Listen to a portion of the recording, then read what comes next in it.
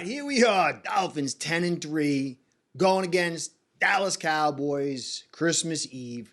We saw the Bills destroy them. You know, you got to remember matchups. It was raining. This is a dome team. It was cold. Bills can run inside. So let's not think that these guys are washed up or whatever. It's going to be a very tough challenge for the Dolphins. They're going to need all hands on deck. Obviously, this team, by what we could do with the big strike offense and our defense, we're in it. But it's going to be tough. There's going to be some matchup advantages and disadvantages, but we'll get that later in the week. But the key is going to be injuries. So today I'm going to go over the host of injuries we got. We picked up a couple last game against the Jets, and we've been dealing with a bunch, and it's going to determine a lot as far as our matchups going into this critical game. We are now in the final exam period. Week 16, 17, 18, obviously the postseason is going to tell us whether we built right and what we have here is headed in the right direction. I don't know how it's going to go. I don't think anybody could tell you honestly that they know 100%. I think it would be a guess. So many things can happen from here to there, but this is where we're at the final exam. But then I want to get into, I saw somebody post something last week, posted time to throw, just flat time to throw from PFF, and then made this whole judgment on what Tua could do or not do. In my live, I kind of refuted it a little bit, but I got to keep going with it because this week's game against the Jets, the analytics clearly shows, just like it last week, when you actually understand time to throw stat, it's one stat. You're trying to take an entire game of moving pictures and then distill it down by using numbers to create an image or a total set of images, and you cannot do it with one stat, especially flat time to throw. Base time to throw has zero context. And so I'm going to go through Tua, the protection, Waddle, and what we were able to do with the run game to show you a lot of stuff. And it's going to say Tua had a good game. He doesn't go through one read. And, you know, guys, you got to be honest. You might not like the kid. You might totally love the kid. But it doesn't matter. You got to tell the truth. So I'm going to get to the meat of it through a whole host of analytics. Talk about what we did in the blocking to show you the context and what he did through pressure and non-pressure, and then some other stuff to give you a full vision of Tua. Tua on this offense carried this offense. Now, he used skills around him to carry this offense, but Tua navigated the situation, and he's the primary reason we won. Didn't have the greatest game of the week. That goes to Baker Mayfield. I'm going to show you contrast with that as well. Savvy, comprendez-vous. I'm going to be on Twitter in about a week or so. I'm prepping for it. I got to do a little bit of a salesman thing. I will love to do this, and numbers matter to my sponsors. So guys, the likes, the subscribes, the comments, the views, all that stuff keeps Curtis in business of doing what he loves. And if you want me to keep on doing it, that's the stuff that's going to get me there. So I want to give you guys a shout out, and a shout out to Ace per Head, my sponsor, because without two of you, this show ain't going down. Ace per Head's betting software is the premier white label platform for bookies to manage their players and grow their sportsbook operation. Click the link in the description below to get set up in minutes. Ask for the Curtis promo and get a special introductory discount. All right, we got a lot of injuries. Some of them are getting better. Some are still in holding position. Some are unknown. We got the calf injury to Eichenberg. He managed to play. He's not really on the radar of not playing this week, so we expect him to play. And to be fair, when we go over his production, you've got to add that value in. But you can't simply just wash away the production by saying he was injured, because that's not how it works in the NFL. Everyone's injured. Jackson, he was dealing with something, got pulled from the game midway through. They don't think it's going to be like a Phillips thing where it's knocked him out for multiple weeks. So he should be back as well. Lamb filled in for him pretty good in some spots, but there was, a little, you could see that his production on the left side was not as good as the right side. It might take a little bit of adjustment. He has some holes in his game, but he's also got some strengths. Van Ginkel broke his nose early in the game and played through it like the Viking warrior that he is. Deshaun Elliott, our safety, he was in concussion protocol. He's on his way out. It's good. Looks like he's trending very heavily to play this week. Holland is still a little bit of unknown. Those two knees were damaged. He's been out for multiple weeks, and it's not guaranteed for this week. Very concerning, but I'm loving the fact that they're seeing the long-term vision of this and not forcing him in there. So far, so good, except for the Titans game. Let's hope that he gets back. Howard looks like he's going to be back.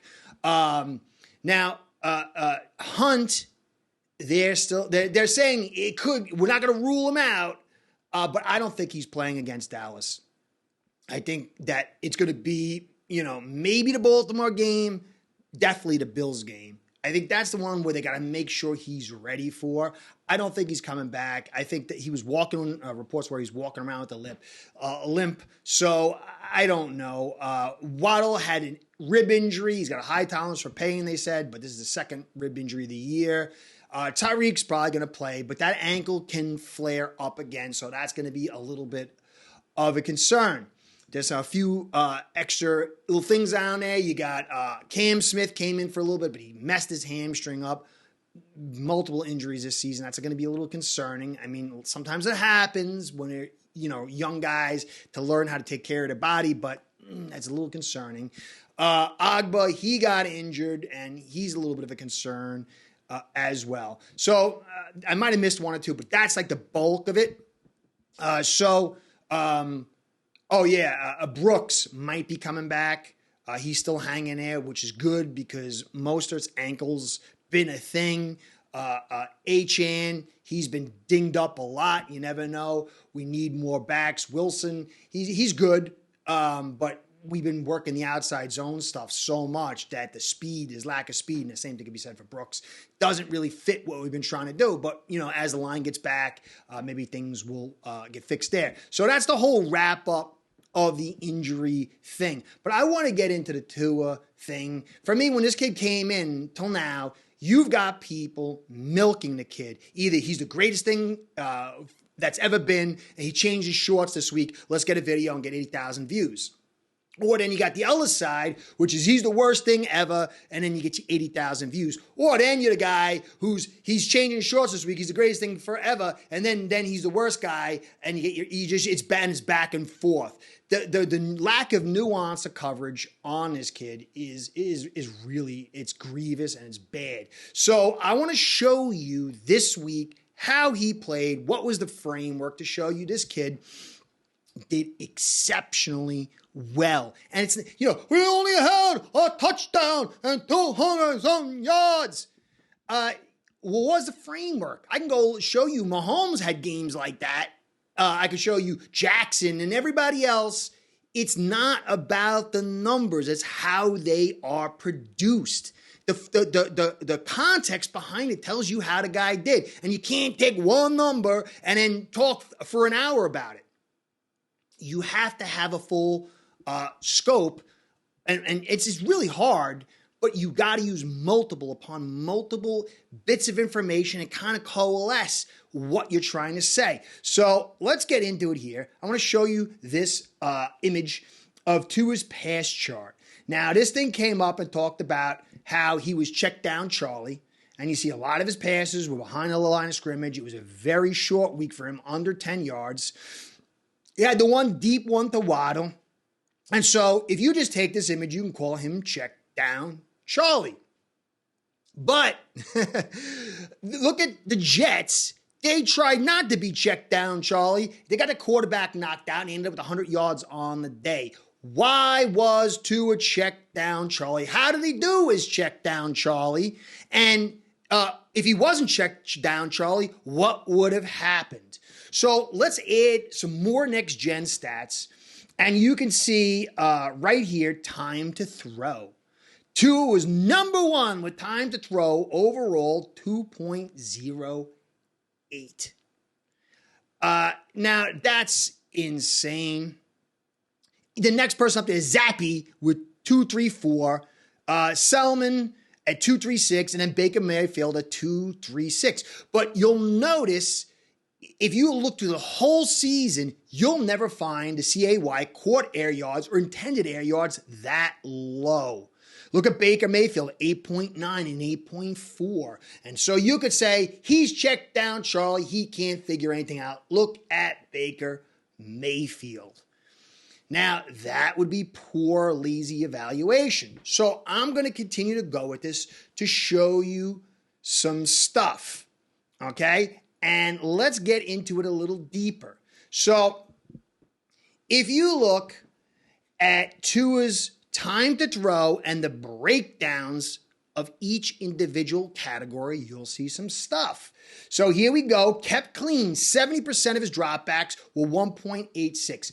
On a year up into this week, he was averaging 76% at 2.12. His NFL average for completion was 1.228. Now, that doesn't have context to it, but I'm going to show you some context. But that time of 1.86 is insanely fast. But why? Was it because he's checked down Charlie, he can't get out his first read, or was it due to something else? Under pressure, 29.6% of the time. If you're not savvy, that ain't good. His time to throw on that under pressure was 2.81. Last week, somebody talked about it was 3.33, and he just couldn't go through his reads, and then he froze, and I showed you in the live how that's just really a common thread for everybody under pressure. Quarterback goes on a move, clock goes up quick. Each little tick adds a ton of time to it, but this was actually very fast in the time to pressure of the time to throw in his 30% pressure rate. And in that, he had 106.7 quarterback rating.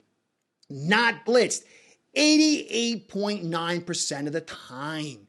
He was only blitzed. He went blitzed 3 times, 11% of the time. But when he was blitzed, and I've shown you all season, he was pressured, got rid of the ball at 1.70 seconds. So when he's pressured or in the blitz, he gets it out quick, or the pressure forces him to do it. But when you look at the entire league, our blitz pickup or our time to throw in the blitz is the lowest in the league. Some of that is Tua making a quick hot read. Some of it is pressure. But in that, he was 112.5. So let's take another look at the protection. So you can take a look here and see they have 11 guys in protection. These are the bottom 4 who had the 4 worst days. Now you start with Liam Eichenberg. Now this is true pressure grading. You'll see pass blocking to the left. That's just overall. That's when the scheme is there to help you. When you're asked to block alone, it's just a total grade, which wasn't good, 25.1. But the next one over, the PLB, you'll see on the right side, that's when it's true pass blocking pressure. That's when you're not getting help from the scheme.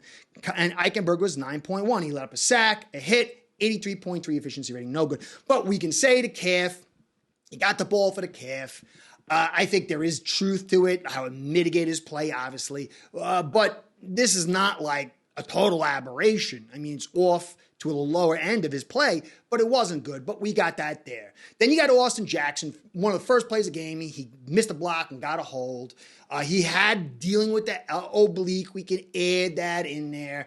You can add that he left during the game, so maybe exasperated. But his pass blocking grade was 27.4, bumped up a little bit in his true pass set protection at 32, an efficiency rating of 75. Durham Smythe, didn't let up any pressures, but he wasn't graded well. I can't really accurately say why. Kendall Lamb came in, did good when it was a scheme protection to help him. His pass blocking grade in true pressure sets was 52.6 with 2 hurries, 2 pressures, and 80. So you had tons of poor pass blocking. You could say for whatever reason why, injuries, whatever, rotating guys, that's all fair. I don't know if it's, totally the reason, but you could see they only blitzed 3 times. They were dropping everybody into coverage. And because they dropped everybody into coverage, Tua was forced to go to the lower end. But that was smart. That was McDaniel alleviating the pressure because he still got a 30% pressure rate. Now, Cotton did pretty good. Tehran had one of his best games of the season. And even Jones did pretty good. It was focused on that center and right tackle position with a spattering on Cotton and Jones, but mostly that. And then some of the exterior stuff as well. So let's take a look at this breakdown of where he threw the football. And you can see all the boxes in purple are exceptional completion success. The red areas squared off is either we didn't touch it or we were poor there. There was only 3. Then there was the yellow box into the short right outside. That was average, men's and men's at 1 for 2. But Tua obviously had 12 passes behind the line of scrimmage. He had 8 pass completions at the under 10 mark. And then he was 3 for 3 in the 20 to 10 mark, which is not easy to get. And then he had the one big one to the left, top left quadrant to Waddle. And so he was accurate when he went deep, when he had the opportunities, but a 30% pressure rate and lack of blitz generating that pressure. And then, 7 guys in coverage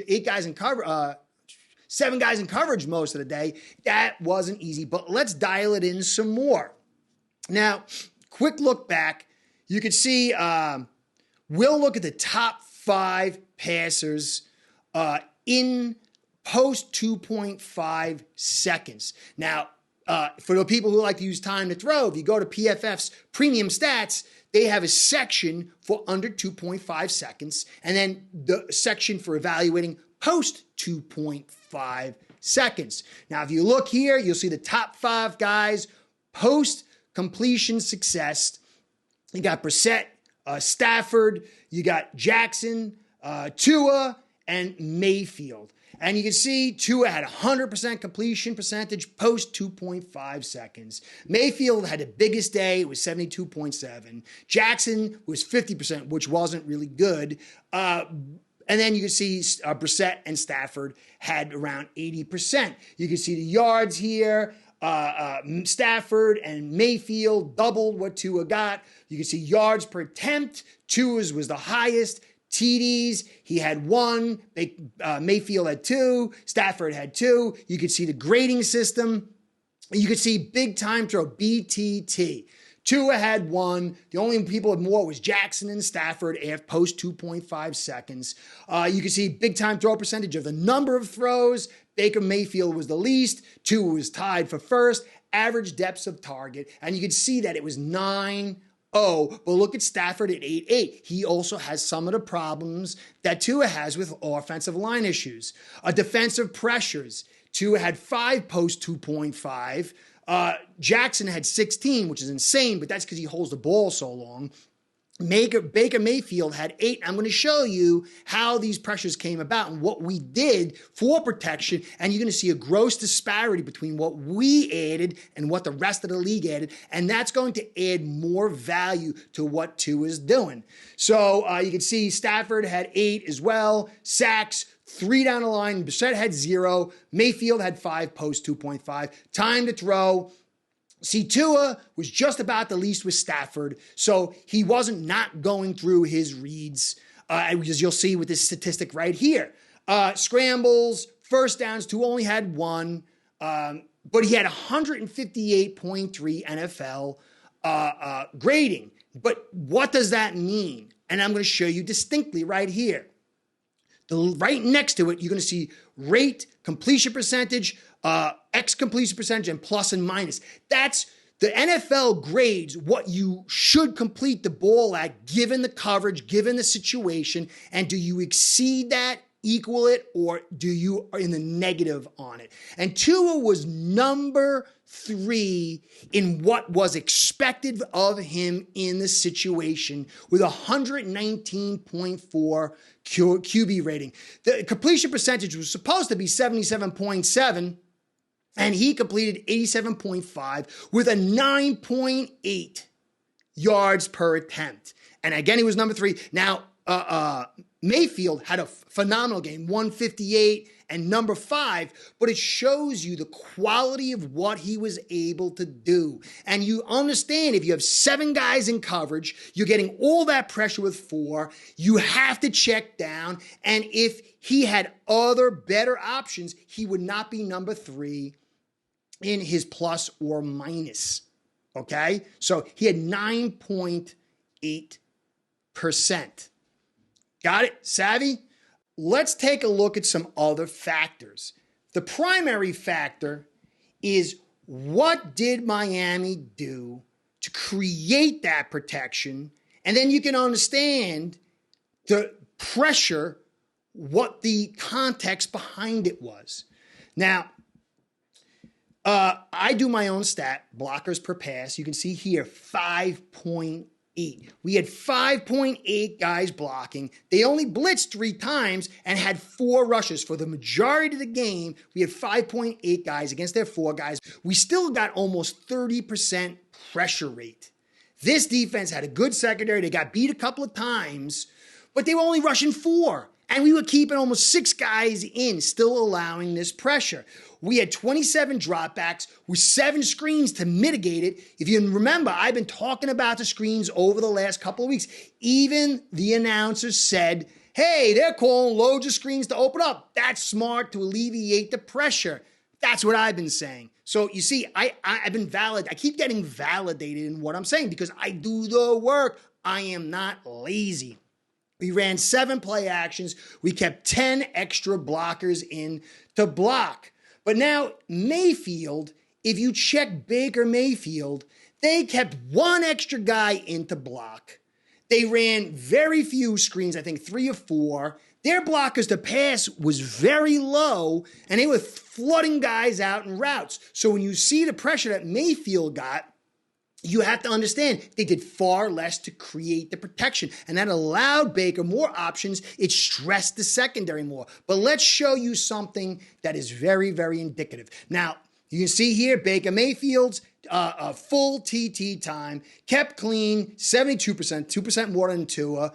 It was 2-1-2, which is incredibly fast, but Tua was like, almost 0.30 seconds quicker, not blitzed 25 times. He was blitzed 8. And when the blitz came in, the time to throw was 2.53.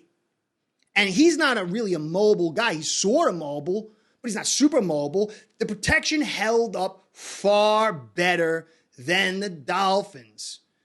And so the time to throw, you've got to analyze it and break it down. Our protection was terrible. Under pressure, Tua produced the 3rd highest over completion percentage. That meant the choices he made was the 3rd best in the NFL that week.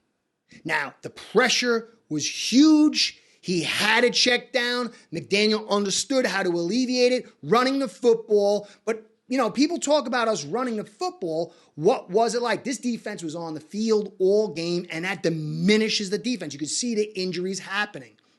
And so as the game goes on, the quality of the opposition diminishes, and you have to take that into account. You just can't say, we did this and this and this. It means nothing. And that's why there's a lot of bad evaluations. So if you look at this stat here, you can see we ran the ball 77 times, 28 attempts for 2.8 yards. We got 1 big play off the left guard. We ran 8 times in the middle right MR for 1.8. The majority of our yards came off to the outside, left end, 6 for 22, and then a 1 inside and 5 on the right end. We ran heavy outside. We sucked inside except for 1 big play against the defense that was guys dropping like flies. It was on the field all day. This wasn't good run blocking, but it was good choice by McDaniel to continue to run the ball. And as I said, run inside. There's a lot of run inside. They had like about 9 or 10 inside runs. They didn't go anywhere. You can see in the red zone, we ran once, it was stopped. Ran twice, it stopped. We ran a third time, it should have been stopped, but Mostert bounced outside using great speed, agility, and vision and popped it to the edge, but it wasn't supposed to go there. We struggle inside to run the football because Connor and Hunt isn't there. But we have to continue to do that. And that says McDaniel understood. He called an excellent game.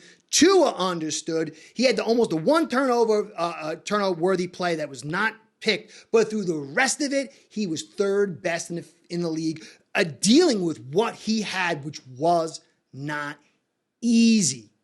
Now, last part, Waddle, you can see here, Waddle versus Michael Carter.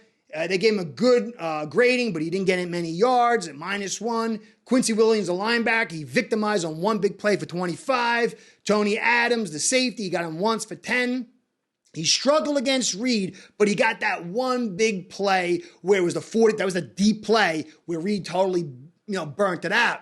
But that was a setup. It was set up to get to that point. They worked and worked and worked, and then at the right moment, they called the deep play, and he beat him. Whitehead, he went 2 for 16. So Waddle had a very good day, but it was created by what McDaniel was doing. Short, behind the line of scrimmage, short, run. And then at the right moment, without the safety, Tua put the ball in a nice spot. It was and Waddle did an unbelievable job liquefying the guy. But it was a setup where Hill would have done different things. And he's a better player than Waddle, but he's older than Waddle, and you can't expect Waddle to be Hill. But Waddle did what he needed to do, what we needed him to do, but it was created in the framework of McDaniel and Tua with a very good game plan and Mostert running hard and this offensive line getting pieces moved around and just doing enough. But it was also helped by a team that was only half there. So this is what you got. Tua, third highest over expected completion percentage in the league last week. He was the main cog with the defense, obviously, but the defense had the easier job against a pathetic offense. So it was this offense against that defense was the key, and the key piece was Tua. Does this mean he's going to take us to the Super Bowl and he's elite? No, but he had a darn good week in a very poor setting, and you can't blame him.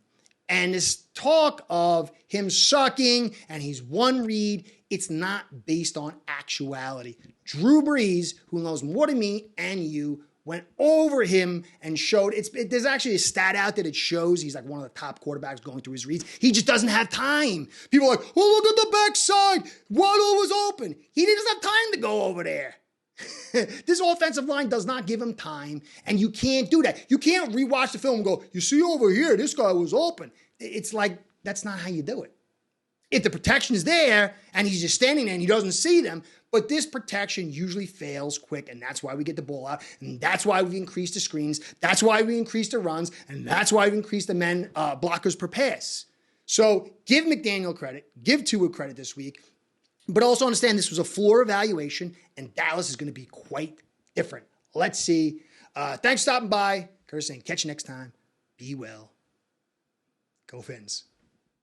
Start building your own online sports book today by getting signed up with aceperhead.com service that'll allow you to book action on sports from all around the world.